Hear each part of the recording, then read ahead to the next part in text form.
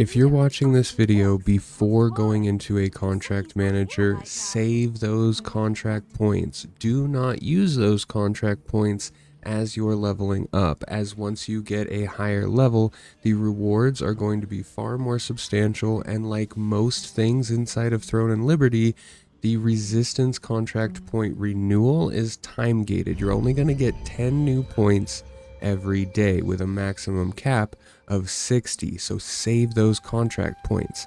There is one other way to get more contract points through these resistance contract extra count passes, but each one of these only gives you one more contract and they are very hard to find. Almost 2,000 power here, and I've only seen 3 of them in my entire play.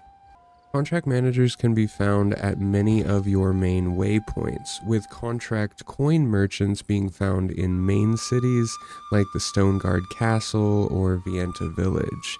So you can get the contracts from the manager to earn the coins, and then use the coins at the coin merchants in the bigger cities. Okay, so let's actually talk about contracts. Walking up to a contract manager, you're going to be presented with 8 different contracts, all with different rewards.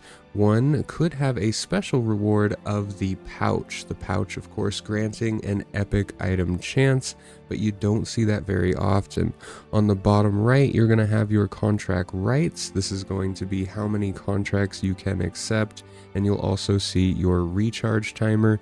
Right below that, you'll see current contracts, again how many rights you have, and then how many accepted contracts you have running. On the top left, we see the contract list, and of course we can at any time see our accepted contracts. It should be noted that contracts accepted from a scroll in your inventory will also show up in accepted contracts, but they will not count towards your current contracts, and it will not consume a contract currency to use. Not to be confused with the actual contracts you get within the contract manager, these are scrolls like the Allied Resistance Forces contract scrolls that you get just from progressing throughout the game. A basic overview of the contracts is each one will have you complete a specific quest or task and then get the rewards inside. Now each one of these is going to give some of the same things and then some different things. When it comes down to the crafting material, those will be different contract by contract, but every contract you complete will give you magic powder, abyssal contract token points, and of course training dew. Remember, the training dew will expire in 24 hours, so make sure you equip the weapon you want the mastery in and use all that training dew to level it up. Now when it comes to the abyssal contract tokens, this is how we far and beyond get more gear than we could ever in contracts. This is for the open world dungeon drops, and if you want a full guide on abyssal contract token points, I'll leave that in the end screen of this video.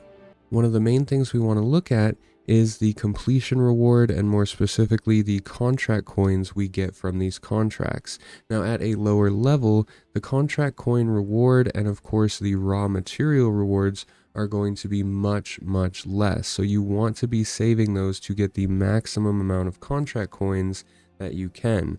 Once you hit 1,500 contract coins, you can get a free epic weapon from a coin merchant.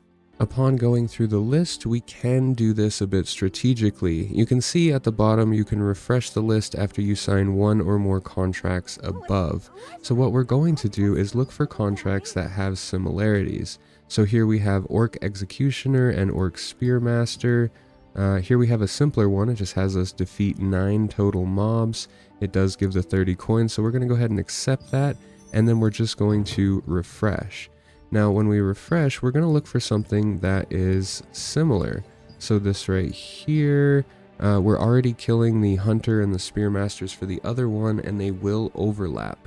So if you have 5 contracts that say kill 5 Orc Hunters, you only have to kill 5 to complete all 5 contracts. You don't have to go and kill 25 of them.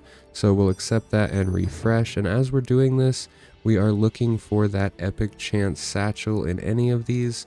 We will 100% accept that as soon as we get the opportunity.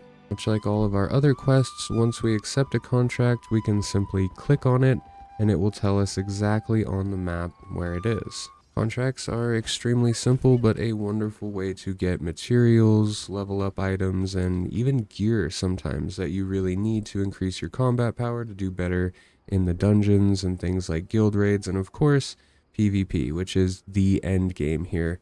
It is PvP, unlike WoW, where you have PvP, PvE, raids. Here, it's really just player versus player, and I am actually excited to really dive into that once I get over that 2000 gear score that we're trying to get as fast as possible, and we'll have that guide as well of how to gear as fast as possible as soon as we get there.